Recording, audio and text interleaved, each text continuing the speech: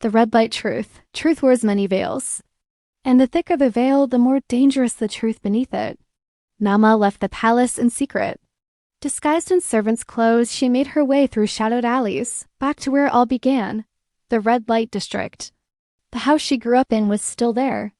Faded lanterns, a broken signboard, and the scent of incense, memories. "You came back," said the madam at the door, eyes sharp with age. Nama bowed. "I need to know the truth, about my mother." "About Li Hua." The madam hesitated, then nodded.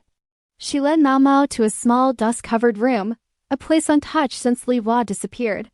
Inside, on a shelf, was a small lacquered box. Within it, a hairpin imperial gold, and a letter sealed in crimson wax. Mamao's hands trembled as she broke the seal.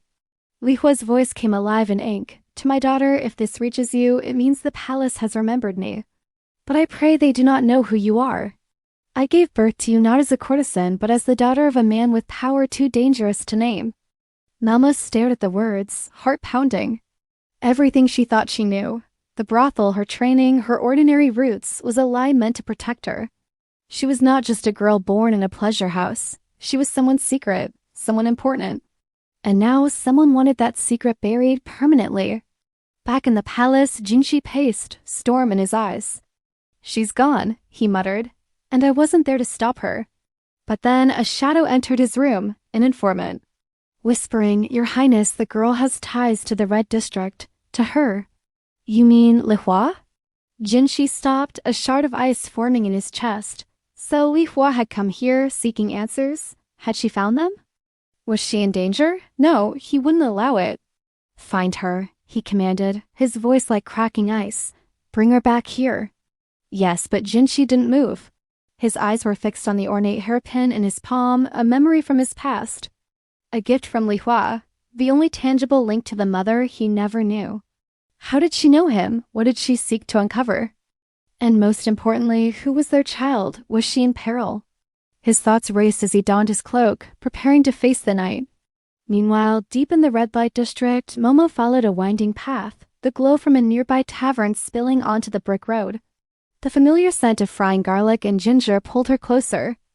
Inside, men sat around tables, some drinking, some gambling, their laughter echoing off the wood paneling. At a corner table, two figures sat in shadows. A man with eyes like chips of ice and a woman whose beauty seemed almost painful. When she turned, her face revealed a past etched in lines of worry and pain. It was Li Hua. Relief washed over Mao Mao. Her mother was safe. But then she saw the man, the way Li Hua looked at him, fearful yet defiant. Suddenly, a loud crash shattered the tavern's gaiety. A burly man with a cruel grin held a dagger. To Li Hua's throat, "Jinshi," she gasped, recognizing the man from the palace. His eyes glinted with malice. "Enjoying the show, princess?" He sneered. "Oh no," Li Hua cried, pressing against Mao Mao. "Run, child. Run and don't look back." But Mao Mao stood frozen. Why was Jinshi here? And what did he want with her mother? The answer hung heavy in the air, unspoken but clear. Jinshi wanted Li Hua dead or alive. To possess her was to possess a piece of the past he could neither escape nor destroy. But Li Hua would not go without a fight. With a desperate cry, she lunged for Jinshi. The dagger slipped, drawing blood. In that instant, Mao Mao reacted, lunging at Jinshi from behind. For a moment, everything hung in the balance, the tavern silent, save for Li Hua's ragged breaths. Then Jinshi recoiled, surprise giving way to fury. He advanced on Mao Mao, his eyes blazing. "So you're her daughter," he said, his voice dangerously quiet.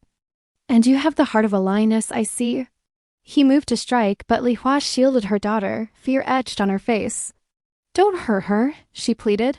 "Take me instead." In that moment, the truth of their bond was undeniable. They were family. But why was Jinshi doing this? What did he hope to find in the red light district? The tavern door burst open, flooding the room with light. Guards stood at the entrance, their presence commanding attention. One held a sealed scroll. "Your Highness," he said, stepping forward, "the Emperor summons you to the palace at once." Jinshi glanced at the scroll, then at Li Hua and her daughter. His face was unreadable, his grip tightening on the scroll. "It seems," he said finally, his voice betraying nothing, "that I have more pressing matters to attend to." With a final lingering look at Li Hua and Mao Mao, he turned and strode out of the tavern, his guards flanking him. As the door closed behind him, Li Hua collapsed, her shoulders shaking with sobs. Mao Mao rushed to her side, whispering words of comfort.